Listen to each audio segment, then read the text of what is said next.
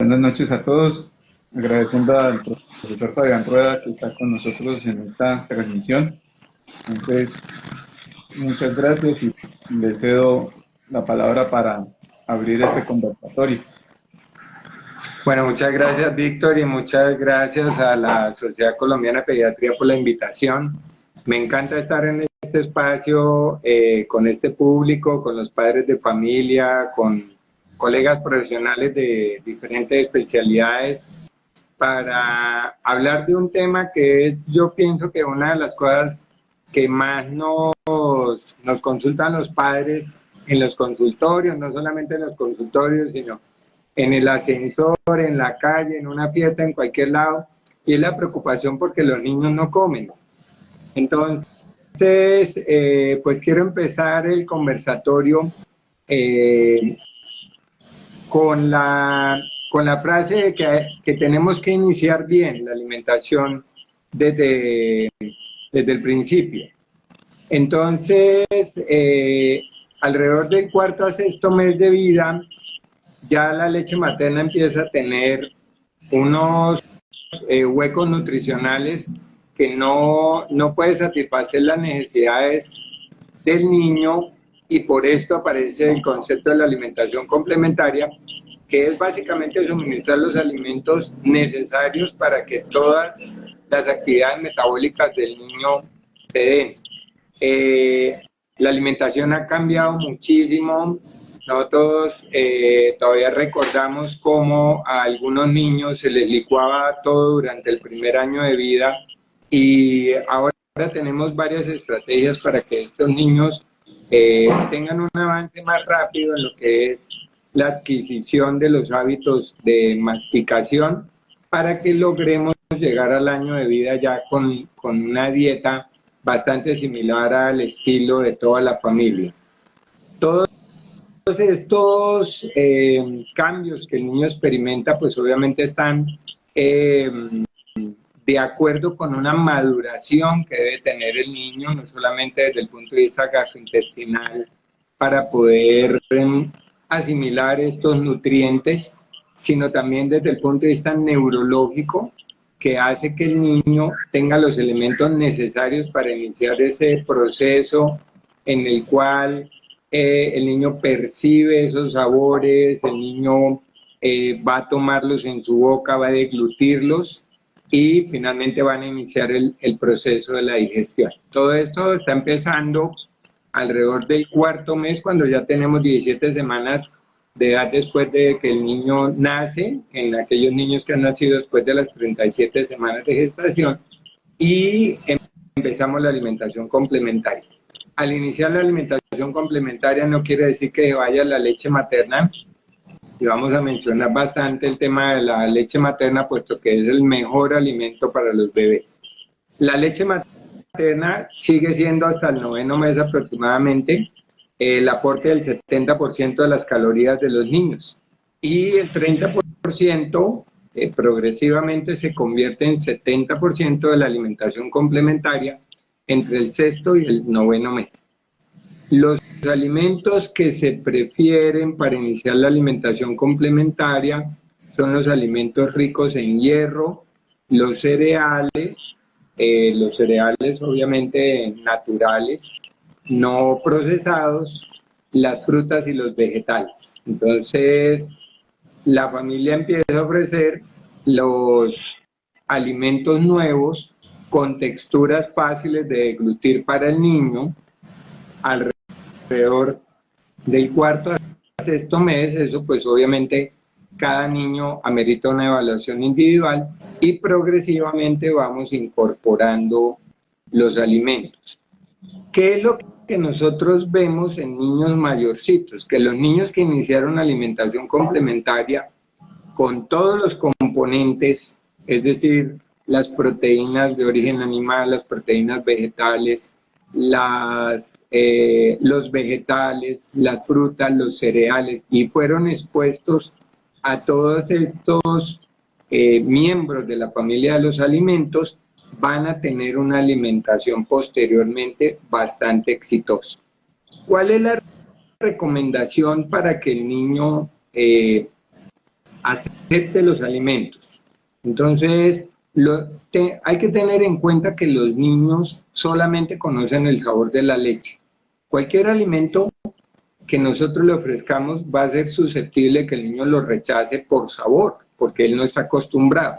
Pero se dice que para que uno considere que el niño verdaderamente está rechazando los alimentos por sabor, el niño se tiene que exponer mínimo 10 veces al mismo alimento. Es decir, nosotros deberíamos ofrecerle el mismo alimento durante 10 días seguidos para efectivamente ver si el niño lo está aceptando o no lo está aceptando. A veces encontramos familias que se frustran tan pronto le dan el alimento al niño el primer día que inicia la alimentación complementaria, y a veces se percibe que es que al niño no le gusta porque el alimento o no tiene sal o no tiene dulce, lo cual es un error. Entonces, tratamos nosotros en lo posible de que los alimentos con su propia sal, sin sal agregada, sean los que le estamos dando a los niños.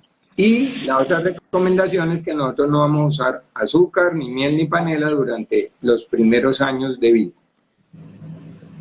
Posteriormente empezamos a ofrecer los alimentos con horarios de alimentación que sean los horarios familiares. Por ejemplo, tenemos el desayuno entre 6 y 7 de la mañana, la media mañana alrededor de las 9 de la mañana, su almuerzo a las 12, su fruta a las 3, su comida a las 6, y la leche materna ya empieza a tomar el apellido de postre. Entonces, después de los alimentos ofrecemos leche materna. Hay que tener cuidado porque los niños son enamorados de la leche materna y llega el momento en el cual ellos aprenden a rechazar el alimento nuevo para que llegue la leche materna, y esto retrasa todos los procesos de maduración del niño, incluyendo lo puede someter a tener anemia o a tener deficiencias nutricionales cuando nosotros permitimos que el niño siga consumiendo leche materna libre de demanda en la etapa de alimentación complementaria. Entonces, la primera recomendación para no sufrir con la alimentación en los niños es que a los niños se les establezcan rutinas y horarios de alimentación. Esto va a ser muy importante desde el inicio, precisamente para que el niño, cuando empiece en las etapas posteriores, ya tenga unos hábitos bastante saludables. Llega el primer año de vida y desafortunadamente la frase de que el niño ya puede comer de todo incluye que la familia le empiece a dar golosinas. Entonces aparecen las galletas, aparecen los yogures, aparecen los jugos, aparecen las golosinas, etcétera, y eso hace que el niño empiece a exigir los sabores dulces dentro de su dieta, ¿sí? Por eso nosotros no recomendamos que a los niños se les exponga esto durante los primeros 24 meses de vida, al menos, ¿sí? Porque uno no quiere en el plato este tipo de alimentos para los niños. Nosotros debemos poner en el plato lo que nosotros queremos que el niño consuma, ¿sí? Entonces vamos a utilizar las proteínas de origen animal, vamos a usar las vísceras, vamos a usar los cereales, las proteínas vegetales, las frutas, etc. Una cosa muy importante también es que la alimentación no se negocia. Es decir, nosotros no podemos aceptar que el niño diga, no consumo carnes, ¿sí? Solamente voy a comer pasta y papitas fritas, por ejemplo. No. Desafortunadamente, en la angustia que tienen los padres para tratar de conseguir que los niños se alimenten, caen en volverlos de apetito selectivo. Y eso sí que es un dolor de cabeza, no solamente para los padres, sino para los pediatras también, tratar de quitar un apetito selectivo una vez se ha establecido. Entonces, es muy importante que nosotros no le permitamos a los niños esa selectividad en donde el niño puede empezar a rechazar algunos alimentos y nosotros en el afán de que los niños coman, vamos a complacer todos sus gustos. Entonces recuerden esa frase famosa de los abuelos, que el hambre los hará comer y el sueño los hará dormir. Entonces los niños deben llegar a las comidas principales con hambre. Entonces es muy importante seguir con los hábitos de los horarios de la alimentación. Cuando ya empezamos nosotros la etapa escolar de los niños, ahí sí que empieza la influencia de los supermercados, la televisión y todos los medios para que los niños consuman dulces. Entonces nosotros debemos tratar de seleccionar cuáles son aquellos alimentos que son dulces que no van a generar daños en los niños, ¿sí? Tampoco los vamos a satanizar y tampoco nos vamos a hacer tan papistas como para decir los niños no pueden comer dulces, ¿sí? Pero nosotros debemos tener una recomendación que yo le hago a las familias de mis pacientes, es que de lunes a viernes no se consumen dulces y los sábados y los domingos podemos consumir una cantidad moderada de dulces, ¿sí? Entonces vamos a evitar lo que los odontólogos nos enseñan, los caramelos duros, las colombinas y todo esto que genere algún tipo de trauma sobre la dentadura, y recordemos que para tener caries lo mejor es consumir dulces, ¿sí? Entonces es muy importante que nosotros tengamos en cuenta lo que ahora tenemos gracias a la presión que se ha ejercido por Red Papás y por la Sociedad Colombiana de Pediatría sobre el etiquetado de estos tipos de alimentos que se le están ofreciendo a los niños. Entonces, tener en cuenta el alto contenido de azúcar, el alto contenido en grasas, etc. Aquí es donde aparecen ya en la etapa preescolar, entre los 2 y los 5 años, entonces ya los niños empiezan a ir al jardín infantil. Entonces aquí aparecen las loncheras. Aquí tenemos un punto de bastante discusión y es cuál es la lonchera ideal de los niños. Entonces yo diría que depende. Depende de qué tan buen apetito tiene el niño sobre las comidas principales, y eso nos va a ayudar a decir qué tipo de lonchera le llevo a los niños. Entonces no es infrecuente ver loncheras de niños de 2 años con una malta, unas papitas fritas y de pronto un sándwich de jamón, ¿sí?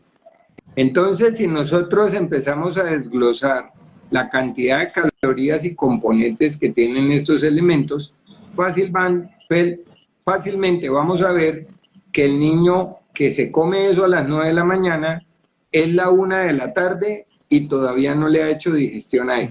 Entonces vamos a observar que ese niño llega a la casa y no almuerza, ¿sí? Entonces es muy importante que nosotros tengamos unas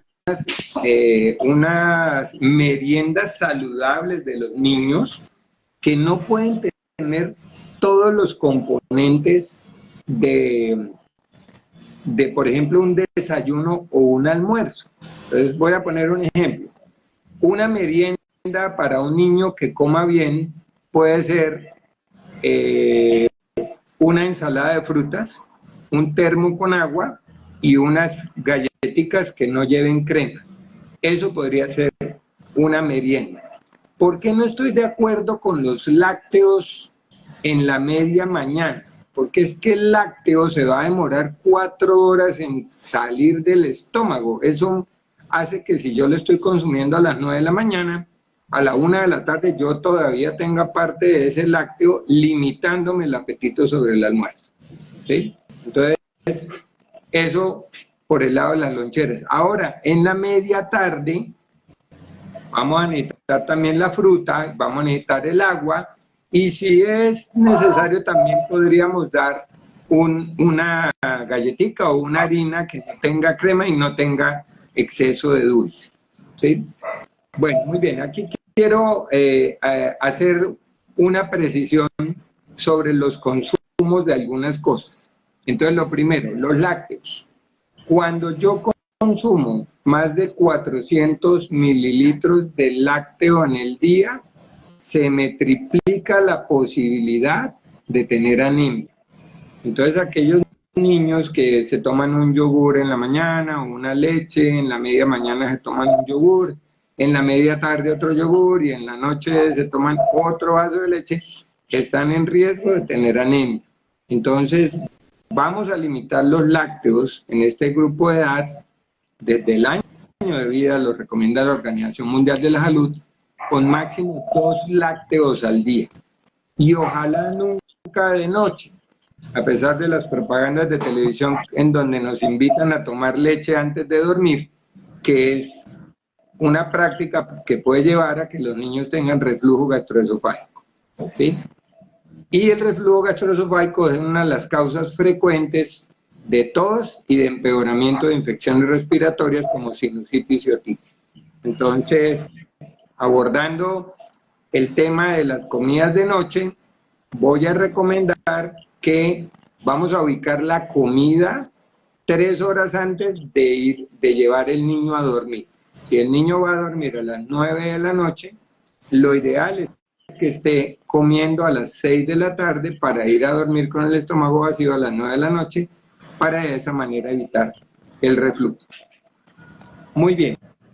El otro componente de las loncheras que frecuentemente vemos son las carnes frías, las carnes procesadas.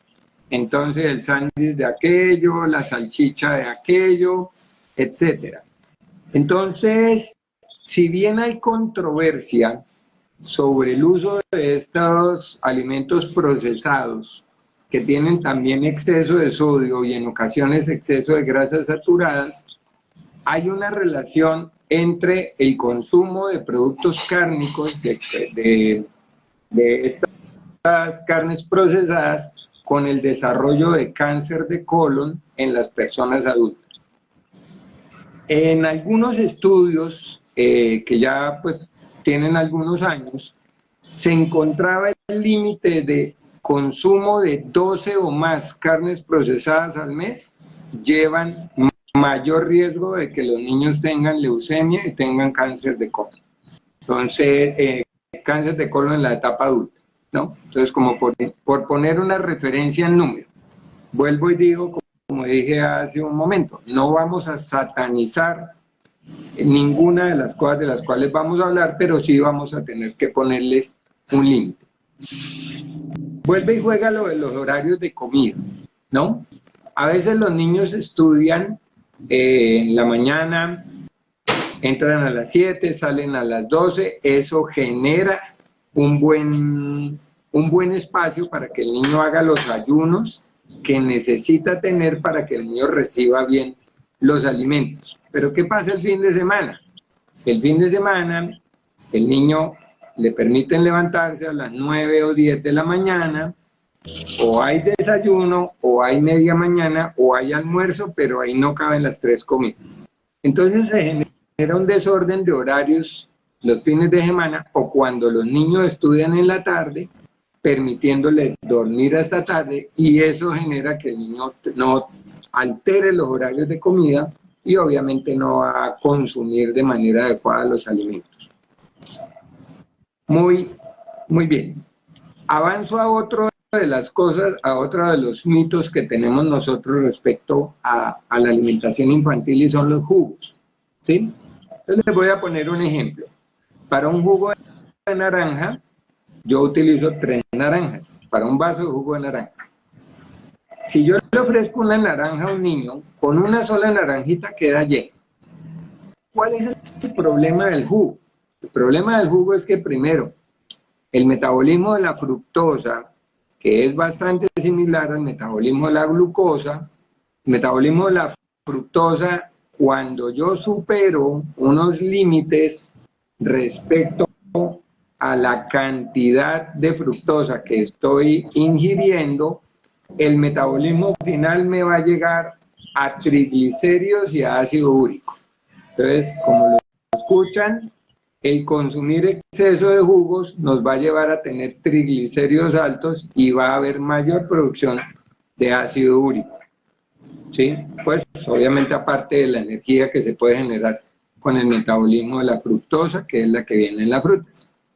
Cuando yo me como la fruta entera con la fibra, como es en el caso de la naranja, le quito la cáscara y me la como con lo que llamamos bagazo, eso me va a limitar los picos de azúcar que me genera la fructosa. Primero, eso me disminuye la insulina que tiene que usar el cuerpo para metabolizar esa fructosa.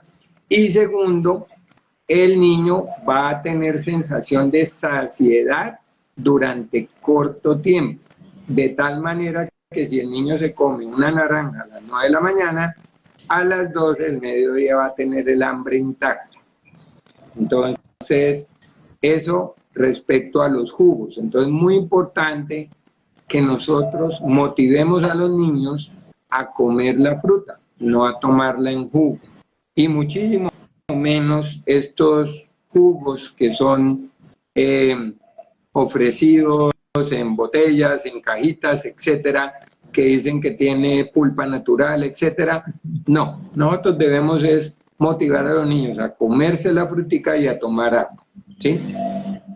Eso hace que ya el almuerzo y la comida de nosotros pues ya no tenga ese delicioso jugo de mango, de lulo, de maracuyá, y lo reemplacemos por bebidas que no tengan calorías o tengan muy bajas calorías, como es el agua sola o el agua con góticas de limón, o algunas preparaciones, por mencionar una, el agua de flor de Jamaica con góticas de limón, que son bebidas refrescantes, que no tienen calorías y que nos sirven para acidificar un poco más el estómago para que se absorba mejor el hierro de las comidas principales.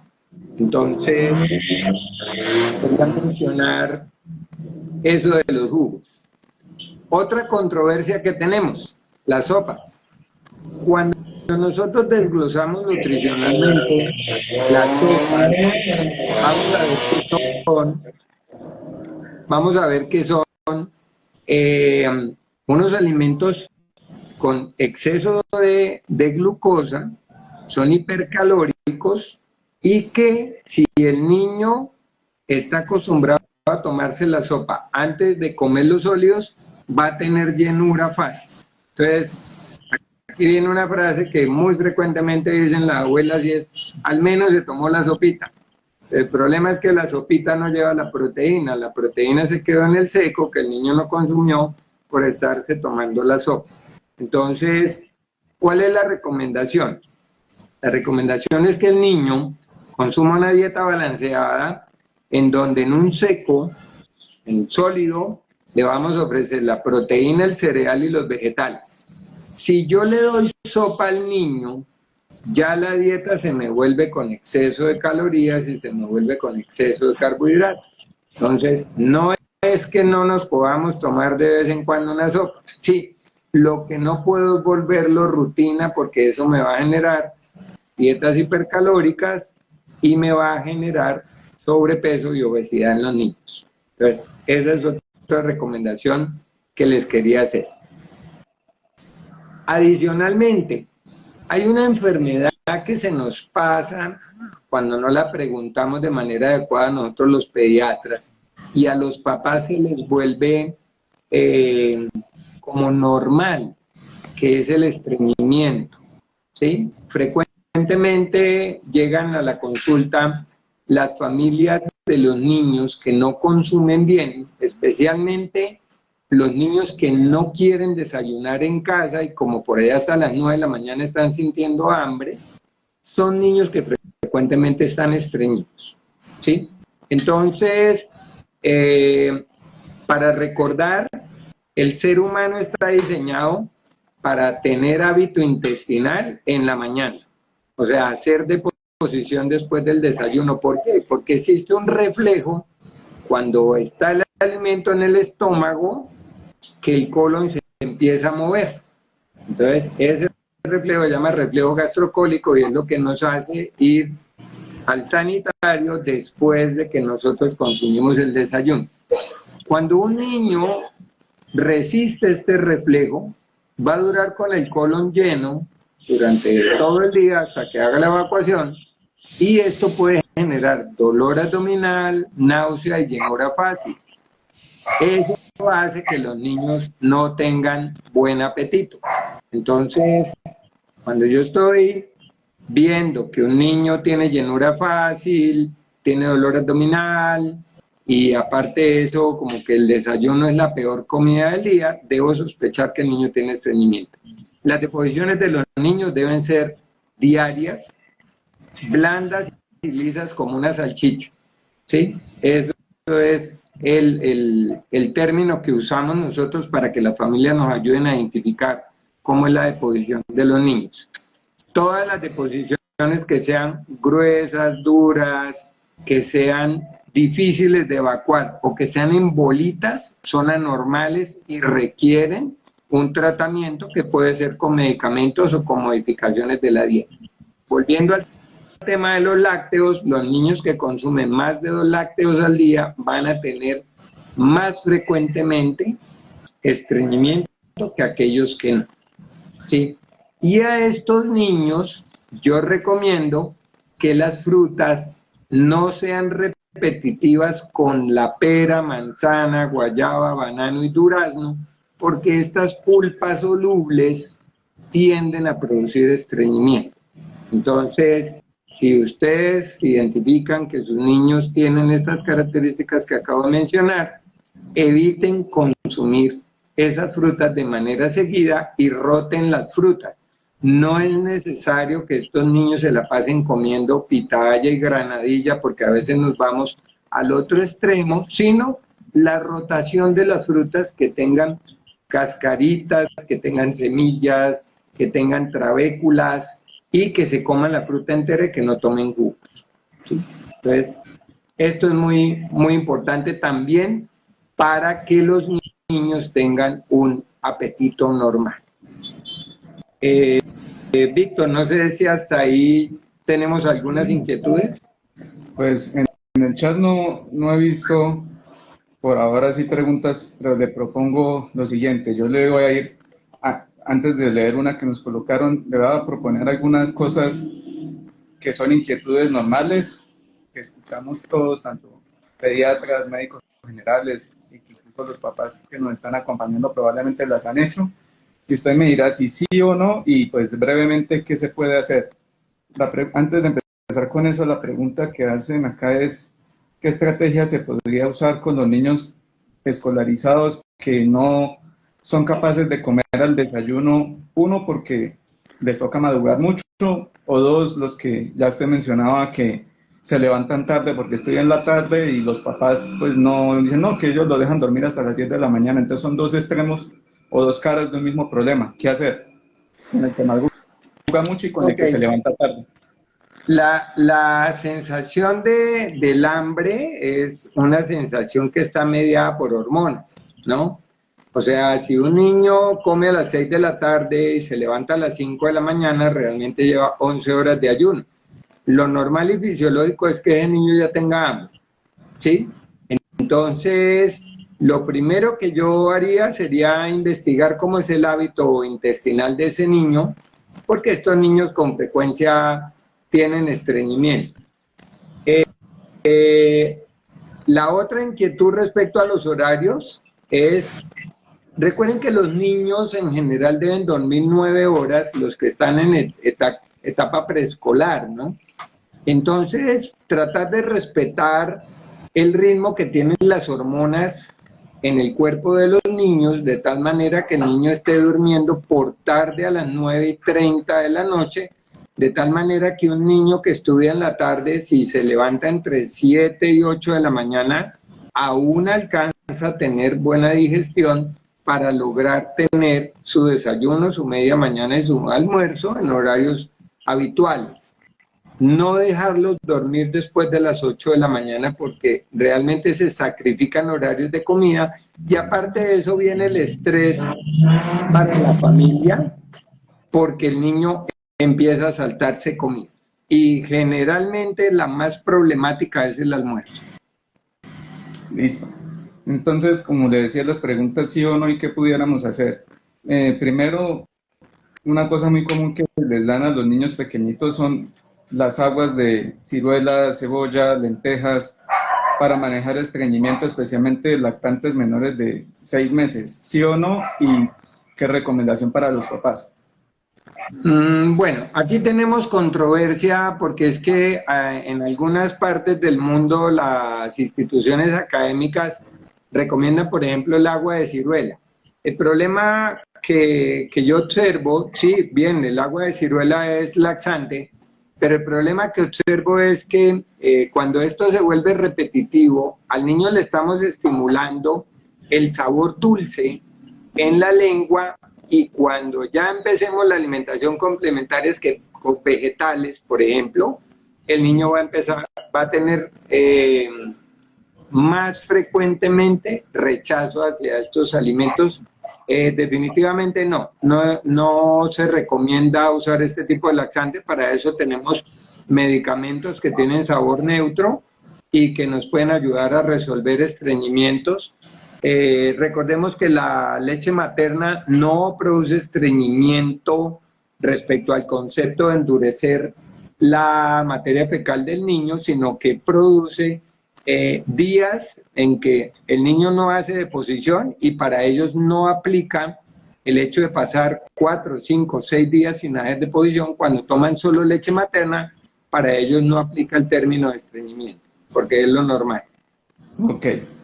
Siguiente pregunta, un clásico que nos hacen a todos, yo creo que también se lo habrán hecho muchas veces a usted, y más ahorita que pasó esta ola de calor que ya vamos saliendo, el agua, los teteros, el vasito de agua en la alimentación, ¿sí o no? ¿Y cómo manejarlo? Para el menor de 6 meses, Víctor. Empecemos por ese grupo y luego para los mayores de 6. Bueno, para los menores de 6 que toman solo leche, ya sea leche materna o un sucedáneo de leche materna, que en la comunidad se conoce como leche de fórmula, definitivamente no.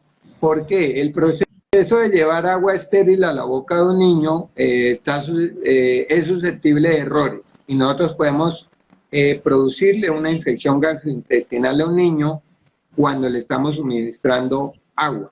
Entonces, definitivamente no. Y lo segundo es que un niño lleno de agua va a consumir menos leche, y por tanto podemos comprometer la ganancia de peso y el crecimiento del niño en el menor de 6 meses. Ahora, el mayor de 6 meses o el niño que ya inició alimentación complementaria sí debe consumir agua, y la debemos empezar a suministrar después de las comidas en una cantidad pequeña que no supere las 2 onzas por toma, porque nosotros necesitamos que las enzimas digestivas concentren su poder en los alimentos, y si suministramos una dosis excesiva de agua, vamos a diluir esa potencia digestiva de los niños, ocasionando que el niño tenga problemas con la digestión de los alimentos. Entonces, sí, para mayores de 6 meses, agua pura, puede ser fría, puede ser al clima, pero sí hay que enseñarlos a tomar agua una vez se inicie la alimentación complementaria. Ok. Siguiente alimento problemático. Incluso tuve ese problemita ayer con una mamá cuando estaba viendo el bebecito de 6 meses en la alimentación complementaria, y le pregunté qué le daba. Dijo, le doy cereal. ¿Cuál cereal? Sucaritas. Entonces, la pregunta de cereales, sí, no, y cuáles serían los recomendables para empezar y pues para seguir en el proceso de la alimentación complementaria y pues la del lactante y preescolar, porque todos tan pronto pueden, se van directamente ojalá pues, a las azucaritas, Fruit Loops y todos los relacionados, y entienden mal que es un cereal. Claro, bueno, esto a los 6 meses en poblaciones carentes de proteína animal, los diferentes consensos que nosotros tenemos de referencia para alimentación complementaria apelan a los cereales fortificados, pero eso en poblaciones que no tienen acceso a proteína animal. Por ejemplo, nosotros no somos una población que tenga falta de acceso a consumir carne, huevo, pescado, etcétera. Entonces, no estaría de acuerdo con estos cereales fortificados para niños que empiezan su alimentación complementaria. Podemos darle nuestros cereales ¿sí?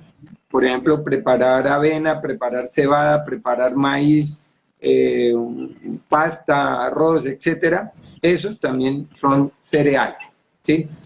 Para niño mayor, los cereales que podemos suministrarles deben ser no azucarados y muchísimo menos con colorantes. Entonces nosotros hemos visto en propagandas y en todos lados los aritos estos de colores que con la leche, entonces eso constituye un desayuno para muchos de nuestros niños. No, realmente no está recomendado. Entonces los cereales, si los vamos a utilizar, que sean cereales que no tengan azúcar y que no tengan colorante. Listo. El siguiente alimento que suele ser un problema a veces para los papás de asimilar o de entender serían los lácteos. En sí, los derivados de leche de vaca, sí y no, ¿cómo manejaríamos esa recomendación? Lo que usted se quiera pues, enfatizar en este momento.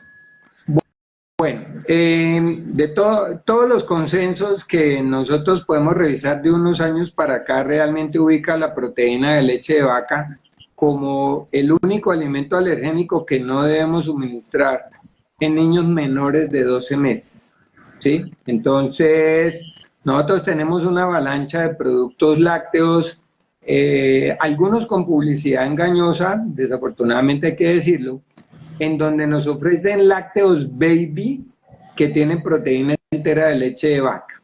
Entonces la recomendación es que esos alimentos o proteína de leche de vaca no se inicien antes de los 12 meses de vida, ¿sí? Cuando un bebé no puede ser amamantado de manera exclusiva y tenemos que apelar a succedáneos de leche materna, pues ellos nos van a ir dando algunas pistas de si toleran o no toleran o son alérgicos a la proteína de leche de vaca.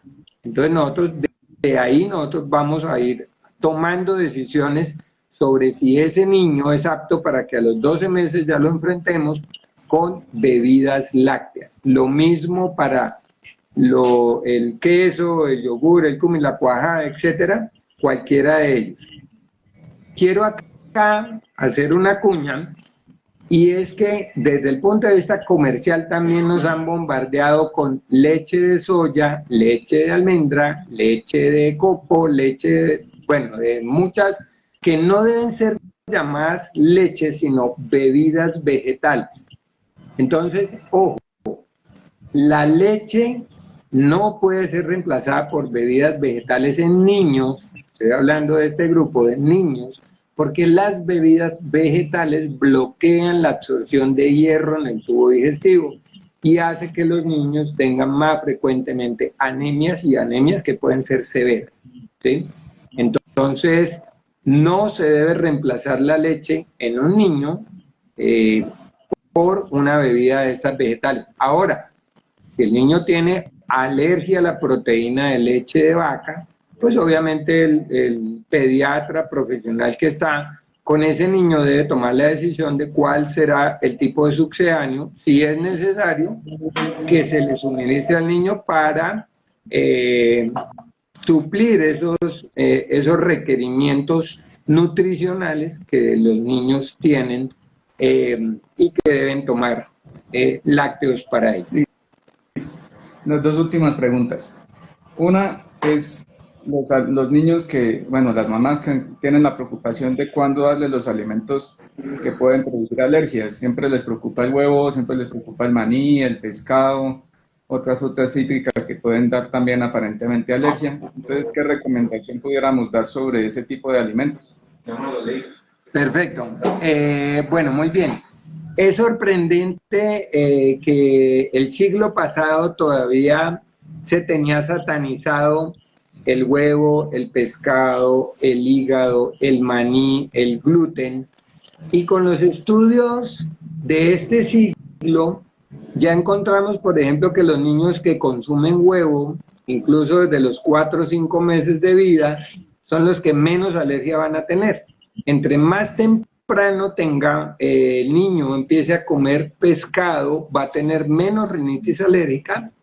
El gluten, que es el que viene en el trigo, en la cebada, en la avena, etcétera, Si lo introduzco antes de los 7 meses de vida, vamos a tener menos niños con enfermedad celíaca, que es una enfermedad que antes muy poco veíamos aquí en Latinoamérica, pero ahora con las migraciones que tenemos, ahora estamos viendo más niños enfermos. Entonces, antes de los 7 meses de vida, el niño ya se debe exponer al gluten y al maní y a este tipo de nueces.